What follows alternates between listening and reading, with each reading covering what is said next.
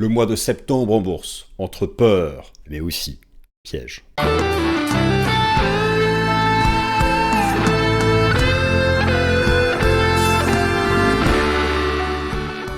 Avertissement légal, cette vidéo ne constitue en aucun cas un conseil financier. Le contenu de cette vidéo ne constitue en aucun cas un conseil financier. Merci à tous. Chers amis, je suis ravi de vous retrouver pour la nouvelle édition du Top Gun, alors que démarre ce mois de septembre qui possède les plus mauvaises statistiques ever, qu'il s'agisse d'ailleurs du marché action, représenté dans cette analyse par le S&P 500, ou encore les actifs risqués, représentés naturellement par la classe d'actifs la plus risquée, le marché des crypto-monnaies mené par son leader, le cours du Bitcoin, qui lui aussi a un mois de septembre faible depuis l'historique à notre disposition, 2009. Donc je parle ici de statistiques, le mois de septembre entre peur et piège. Pourquoi piège? Parce que dans certaines configurations, certaines années, dans certains contextes, le mois de septembre a peut-être été faible au début, mais il fut aussi le mois d'un bottom majeur avant une forte hausse qui dura jusqu'à la fin d'année. Alors, septembre, entre peur et piège, le mois de septembre en bourse, entre point de départ d'un grand bear market, point de départ d'une grande correction pour venir interrompre ce marché haussier qui a commencé sur le S&P 500 mais aussi le BTC à la fin de l'automne 2022, entre peur et piège. Première partie, saisonnalité statistique. On va faire ce qu'on appelle la saisonnalité, c'est des stats. Bête et méchant, S&P 500, oui. Le S&P 500 a un mois de septembre faible. Je vous dis tout, car attention, il faut parfois savoir creuser entre les chiffres.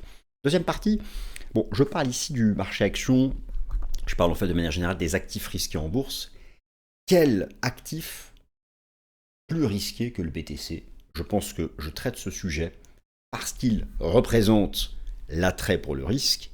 Et là, je parle bien de ce mois de septembre et de la façon dont les capitaux vont s'orienter par rapport à ces actifs dits risqués. Donc, deuxième partie, sur le BTC, que peut-on attendre de ce mois de septembre 2025? Attention, vous allez voir qu'on va un peu creuser les choses et d'où mon titre.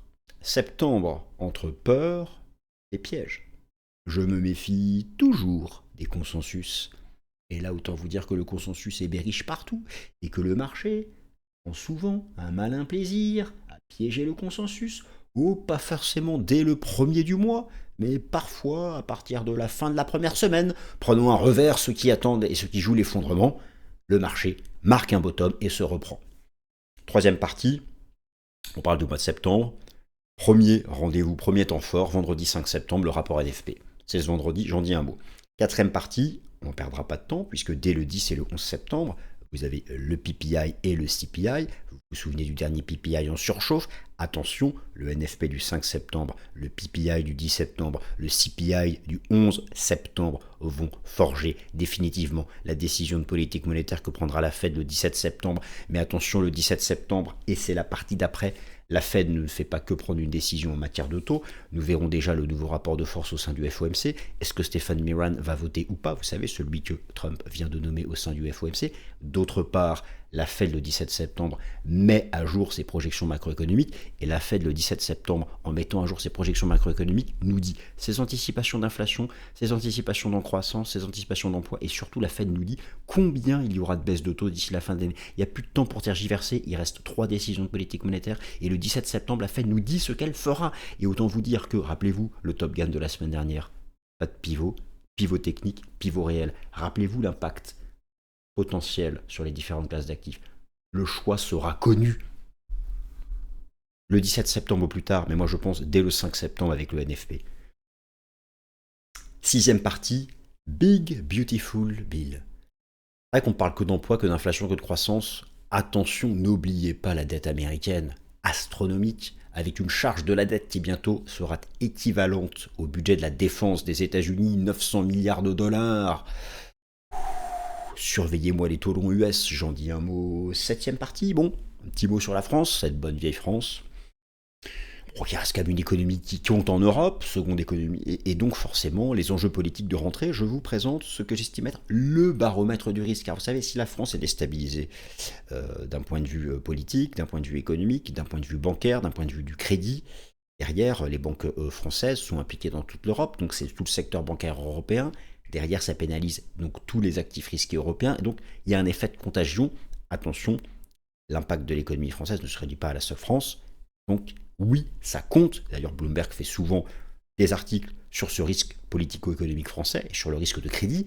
Donc je vous en parle et je vais vous montrer un baromètre à suivre. Septième partie, eh bien, il y aura plein de nouvelles choses dans la septième partie. Et donc, on attaque cette nouvelle édition du Top Gun. Septembre en bourse entre peur et piège. On attaque. Le plan, je vais donner à l'instant. Le plan, je l'affiche. Vous voyez, c'est chargé. C'est chargé, mais rassurez-vous.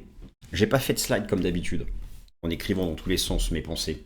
Comme ça, vous n'aurez pas à lire. Il y a juste des grands titres et derrière, je vous montre des illustrations. Donc, le S&P 500 est effectivement le pire mois. Le mois de septembre, pardon, est effectivement le pire mois du S&P 500 en termes de saisonnalité. Je vous rappelle une chose, le S&P 500 est revenu à son record de valorisation de la fin de l'année 2021. Vous le savez, le contexte est différent, politique, monétaire, budgétaire, mais tout de même, nous y sommes. Et forcément, nous y sommes, et le marché se présente cette fois-ci au mois de septembre, alors que pour le S&P 500, on attaque. Première partie, commençons par des choses simples. Saisonnalité du S&P 500. Effectivement, alors on va regarder un peu les chiffres différemment. Déjà, je vous rappelle une chose, ces données de saisonnalité, vous avez vu que je rebondis. Et si je rebondis, c'est parce que je suis assis sur un ballon dit de kiné. Et je vous conseille ça pour votre dos, chers amis. C'est très utile, c'est pratique. Moi, j'ai un débord, j'ai un pincement discal dans le bas du dos. Et ça me sauve. Bon, bien sûr, faut faire beaucoup de sport, faut nager, faut bouger. C'est minimum une session de sport par jour. Bon, allez, une, deux, c'est trop. Bon, saisonnalité. Alors, ce sont des moyennes. Effectivement, le mois de septembre a une performance moyenne sur le S&P 500 de moins 0,6. Deux choses à retenir. Premièrement, c'est le seul mois sur 12 avec une performance moyenne négative. Deuxièmement, effectivement, nous avons pu observer par le passé des mois de septembre catastrophiques, mais derrière, tous les bottoms de septembre étaient le point de départ de cette fameuse accélération de fin d'année. Alors, rallye de Noël, rallye de fin d'année, j'aime pas ces expressions, mais en termes de saisonnalité, novembre et décembre ont toujours été d'excellents mois, et en fait, septembre-octobre amorçait les choses. Donc il faut voir toujours, il y a plusieurs façons de voir ces statistiques. Déjà, ce ne sont des moyennes. Une moyenne, c'est pas parce que la performance moyenne est à moins 0,6 que le S&P 500 va pas nous faire plus 10 ce mois de septembre. C'est juste une moyenne, donc il y a des mois positifs, des mois négatifs. Donc ça, déjà, je voulais remettre les choses dans leur contexte, parce que moi là, j'ai titré sur la peur, le piège, je vais vous montrer plein de choses négatives, mais au fond de moi, je pense que ce mois de septembre va bien se terminer. Donc, je vais vous donner ma version des choses. Et effectivement, une moyenne, ce n'est qu'une moyenne. Donc ça ne veut pas dire qu'on fera moins 0,6. Et si nous sommes à moins 0,6, dites-vous bien que c'est qu'il y a eu beaucoup de mois positifs, tout comme il y a eu beaucoup de mois négatifs. Mais c'est par contre de tous les mois. Alors août n'était pas terrible, et c'est vrai que c'est le seul en négatif. Ok, première information. Deuxième information, vous retrouvez ici les statistiques de saisonnalité donc, pour le S&P 500. Concentrez-vous sur cette seconde colonne. Cette seconde colonne vous donne le pourcentage de mois qui sont en hausse et en baisse pour le S&P 500. Eh bien, vous avez eu, certes, le mois de septembre est le seul mois de l'année qui a une performance moyenne négative, mais il y a quand même 47% de mois de septembre qui ont une performance positive. Donc, en gros, une chance sur deux d'avoir un mois bullish ou bearish. Donc, vous voyez tout de suite, J'ai voulu commencer par ça parce que ces statistiques de saisonnalité que je vous montre, elles circulent partout. Vous avez partout les articles de la peur. Oui, on va peut-être se faire peur cette première semaine du mois de septembre. Mais dites-vous bien une chose, les drops de septembre sont quasi systématiquement des opportunités pour jouer la hausse de fin d'année. Donc, on relativise déjà ces statistiques dites de saisonnalité sur le S&P 500. Et de manière générale, dites-vous bien une chose, c'est que le S&P 500 reste bullish tant qu'il se maintient au-dessus des 6150 points en fait pour le S&P 500 en hebdo. Alors oui, là, il a atteint une cible, c'est importante, mais tant qu'on est au-dessus des 6160 points, ça peut retest. Et moi, je reste convaincu que d'ici la fin de l'année, on ira chercher cet objectif des 6700 points. Rappelez-vous, qui est l'objectif médian des analystes financiers, c'est basé sur les fondamentaux, c'est pas basé sur la technique. J'avais ici un premier objectif technique qui a été touché, peut-être encore en train d'être dépassé, mais quand bien même on fait d'abord ça et ça, ou ça et ça, je pense qu'on ira à 6007. Et d'autre part, en données, c'est vraiment ici le gros niveau de support. Au-dessus de ce niveau, c'est bullish. Maintenant, est-ce qu'on fait d'abord ça ou est-ce qu'on continue? Ça, c'est du court terme. Et peu importe, la tendance haussière de fond, elle est préservée tant qu'on se maintient au-dessus de ce niveau. Septembre est le pire mois de l'histoire du cours du Bitcoin. Alors, est-ce que le mois de septembre 2025 peut être différent? Donc déjà là, je vous ai quand même montré deux choses. C'est que septembre est le pire mois du S&P 500. Septembre est le pire mois statistique pour le cours du Bitcoin. Et il y a en plus une corrélation positive entre le S&P 500 et le cours du Bitcoin. Tout ça se tient. Mince. Bon. Mais là aussi, encore une fois, effectivement, pour Bitcoin, c'est une performance moyenne qui est négative. Et ça dépend des années. Et je vais vous montrer des choses intéressantes.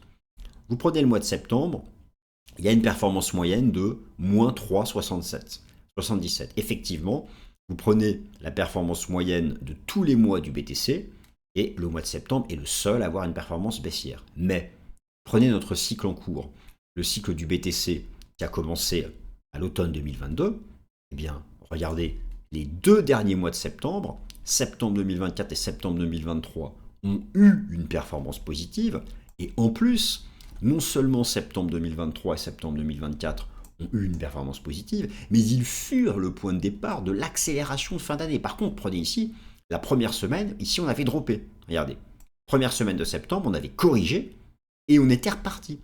Donc, si ce schéma se répète, et si par exemple Bitcoin propose une correction la première semaine du mois de septembre, celle-ci pourrait être encore une fois une opportunité. Donc oui, septembre est faible, septembre est volatile, mais septembre a souvent été le mois où était enregistré un important bottom pour la reprise de fin d'année, parce que la période octobre-décembre a, elle, par contre, d'excellentes statistiques. Donc c'est pour ça, comment voyez-vous les choses? Verre à moitié plein ou verre à moitié vide? Verre à moitié vide, ah septembre est pourri, tout va s'effondrer, etc.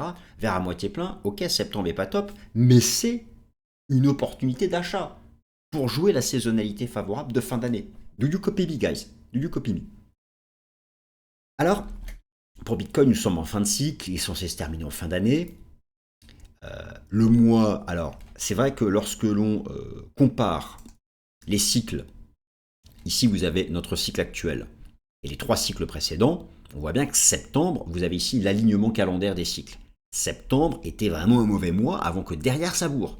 Mauvais mois, ça bourre. Mauvais mois, ça bourre.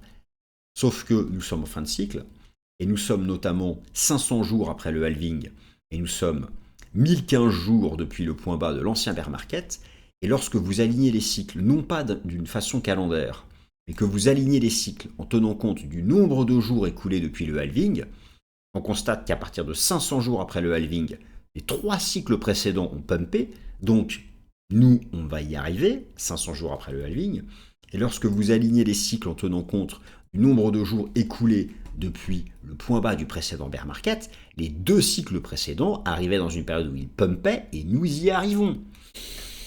Donc là aussi, tout est question de perspective. Oui, la perspective calendaire rend les choses compliquées pour ce mois de septembre, mais la perspective halving et la perspective nombre de jours écoulés depuis le point bas du précédent bear market, ou encore la perspective qui consiste à comparer notre mois de septembre 2025 avec ce que furent les mois de septembre de notre cycle, c'est-à-dire le cycle qui a commencé à l'automne 2022 et qui est lié au halving du printemps 2024, eh bien, nous dit au contraire que septembre peut-être être faible au début, mais qu'au final, c'est l'opportunité d'achat et derrière, ce sera bullish.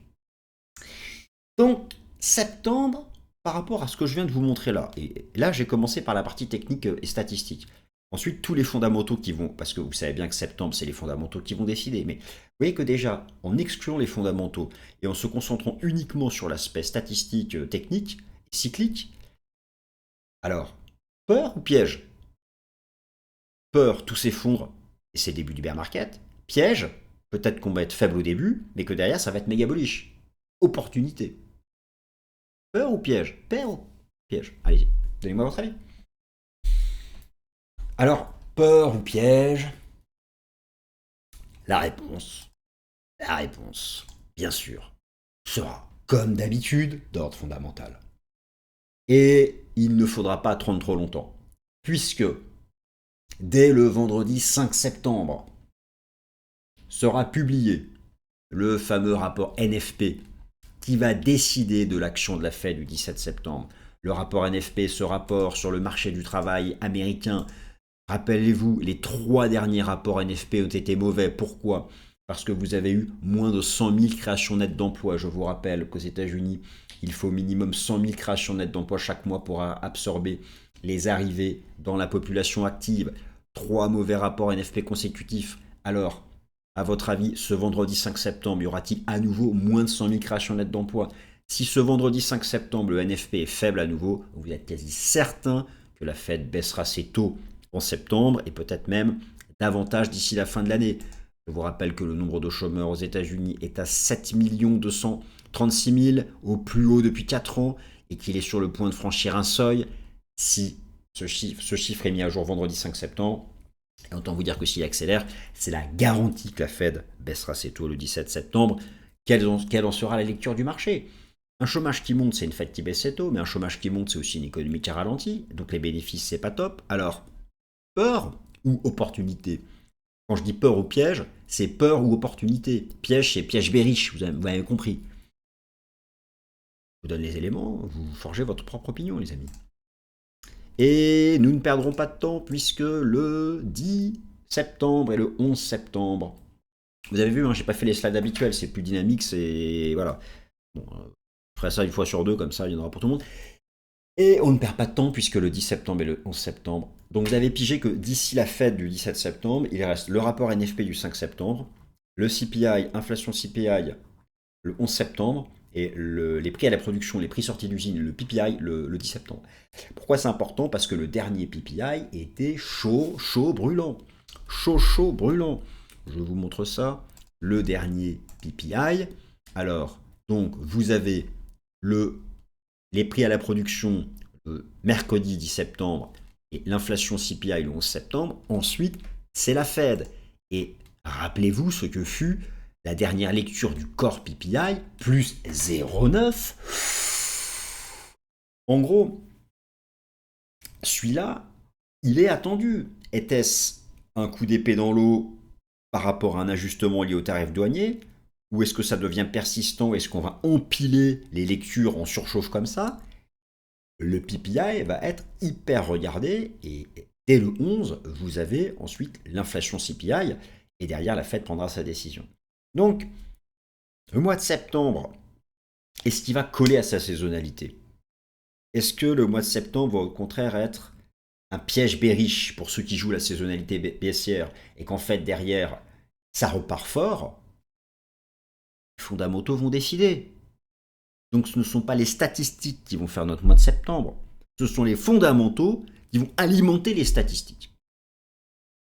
S'il n'y avait eu aucun fondamental d'ici le 17 septembre, on aurait pu rester vraiment sur l'angle technique, cyclique, statistique.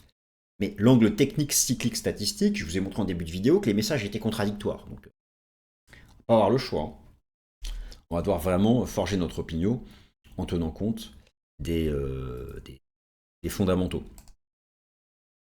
Et donc, nous continuons d'avancer dans ce mois de septembre et nous arrivons au jour le plus chaud. pause, 30 secondes de réflexion.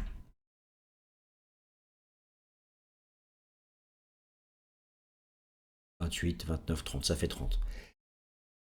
Mercredi 17 septembre. Vous savez quoi? Que la Fed baisse ses taux ou pas, on s'en fiche. Et même si elle baisse ses taux, on s'en fiche. Pourquoi? C'est pas ça qui compte. Pas ça, non. Le 17 septembre, oui, il y aura sûrement une baisse de taux technique. Alors, de la Fed. En réalité, le marché va regarder une seule chose. Le 17 septembre, le marché n'aura Dieu que pour ça. Vous regardez bien, je suis ici sur le site de la Fed. Vous avez là un petit astérix.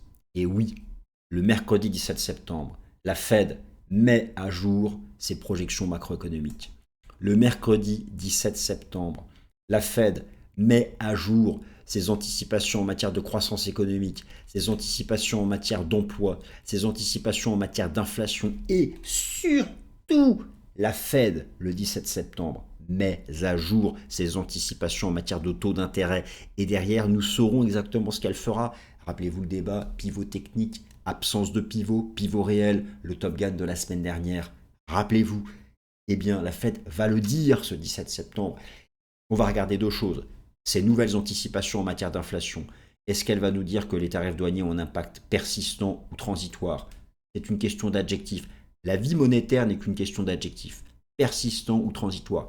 Et surtout, la Fed qui en juin dernier nous disait qu'il y avait 2 baisses de taux, regardez, va-t-elle les confirmer pour cette année? Parce que imaginez, si là elle baisse les taux en septembre et qu'elle modifie ça à la hausse, elle nous dit qu'il n'y a qu'une seule baisse de taux, qu'il n'y en aura pas d'autre.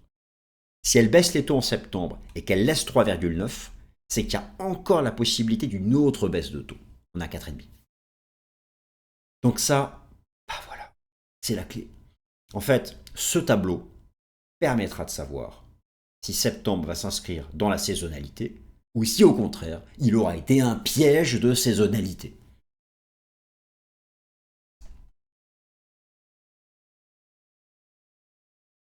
Ça, c'est le Top Gun que je vous ai proposé la semaine dernière. Pas de pivot, pivot technique, pivot réel.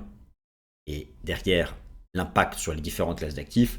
Je vous renvoie vers le Top Gun de la semaine dernière. Et la décision et le choix seront faits le 17 septembre.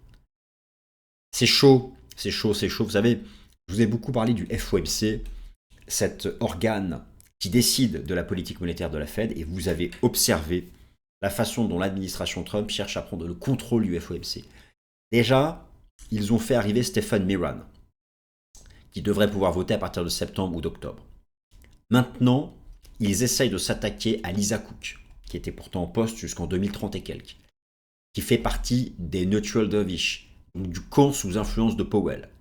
Et petit à petit, avec cette pression, et essayer de faire partir les membres du FOMC, parce que derrière le président des États-Unis peut nommer une nouvelle personne, l'objectif de l'administration Trump est de prendre le contrôle du FOMC, sachant qu'ils ont déjà Bowman et Waller pour eux, parce que nommés par Trump, et prendre le contrôle du FOMC. Je vous rappelle que vous avez 12 membres votants, il faut donc 7 voix. Si à un moment ou un autre, l'administration Trump arrive à avoir 7 personnes sur 12 proches nommées par Trump, en gros, la politique monétaire sera aux mains de l'administration Trump. Donc, virtuellement, ce serait la fin de l'indépendance de la Fed. À ça, le marché ne va pas forcément apprécier. Ça peut déstabiliser Wall Street quand même. Mais en tout cas, derrière, ça veut dire qu'il y aurait des baisses de taux. Et bon, des baisses de taux, si l'inflation est trop haute, le marché peut vraiment faire couler le dollar US. Si on perd confiance dans l'indépendance de la Fed. Ça fera vraiment partie des choses à surveiller au mois de septembre. Plus que jamais, Big Beautiful Bill, vous savez que c'est l'open bar budgétaire aux États-Unis, déficit budgétaire, de la dette publique qui va continuer d'augmenter. Et ça met aussi la pression sur le dollar. Et moi, je vous invite à mettre vraiment sous très haute surveillance les taux obligataires US et en particulier le 30 ans américain. Le 30 ans américain, il faut le mettre sous très haute surveillance parce que c'est le baromètre pour le 30 ans, pardon, et pas le 3 ans. Et ce seuil-là, vous savez, en septembre, regardez ce seuil-là. Parce que si ce seuil-là saute, la pression sur l'endettement public américain sera majeure. Vous savez que la charge de la dette est presque équivalent bientôt au budget de la défense des États-Unis. En gros, si ce seuil saute, le marché action sera sous pression. Derrière, les taux obligataires de l'État impactent les taux obligataires des entreprises. Rappelez-vous, des taux longs qui montent comme ça, vous avez une grande partie des entreprises américaines qui ne le supportera pas, notamment les plus faibles. Je ne parle pas des stars de la tech, je ne parle pas des GAFAM. Donc ça, quant à savoir si nous aurons un mois de septembre de peur ou de piège, c'est-à-dire de piège de saisonnalité, c'est-à-dire d'opportunité, le 30 ans américain sera majeur. La seule façon, vous savez, de le faire baisser, c'est une politique monétaire à nouveau accommodante de la Fed, qui peut agir pour maintenir le taux bas. Et bon, ça, c'est un des baromètres majeurs à vraiment mettre sous haute surveillance. Alors ce mois de septembre, alors la France ne fait pas le marché action mondial, mais ça peut déstabiliser l'Europe, et donc derrière, oui, ça peut intervenir, ça peut gêner le marché action. Je ne vais pas parler de politique, tout le monde connaît les différentes échéances qui arrivent en France, et rappelez-vous que la première dissolution française, que l'instabilité politique il y a un an en France, avait quand même déstabilisé le marché action européen, le CAC 40, les banques françaises, donc les banques européennes, donc l'euro, donc il faut faire attention à tout ça. C'est quoi le baromètre de marché ultime? Il y en a plusieurs. Vous pouvez comparer par exemple le taux obligataire français au taux obligataire italien. Si le taux de la France à 10 ans passe au-dessus du taux de l'Italie, c'est qu'il y a anguille sur roche. Mais en fait, le marché regarde surtout le spread entre le taux obligataire de la France et le taux obligataire de l'Allemagne. Et ce spread teste vraiment, il y a un seuil majeur, une grosse zone de résistance. Et si jamais elle passe, donc c'est l'écart, actuellement ça veut dire que le taux à 10 ans français est 0,79% au-dessus du taux allemand. Si cette zone saute et que ça s'emballe, c'est que vraiment la dette publique française devient hors de contrôle.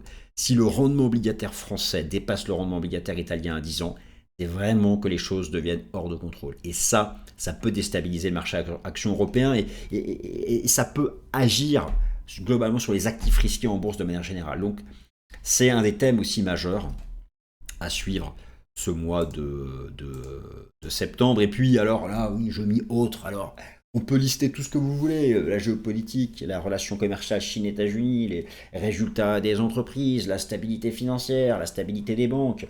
Bon, les thèmes d'influence ne manqueront pas, mais j'estime surtout que ce mois de septembre, c'est la Fed qui va compter. Et la Fed et le crédit américain. Le crédit américain me semble être un sujet majeur. Alors, chers amis, après avoir vu ces différents aspects techniques, cycliques et fondamentaux, d'après vous, j'irai vous lire, d'après vous, hein, parce que même moi je suis dans le brouillard, d'après vous, ce mois de septembre, peur et début du bear market, ou piège de saisonnalité, opportunité, et derrière on repart bien pour terminer l'année. Merci à toutes et à tous de votre attention.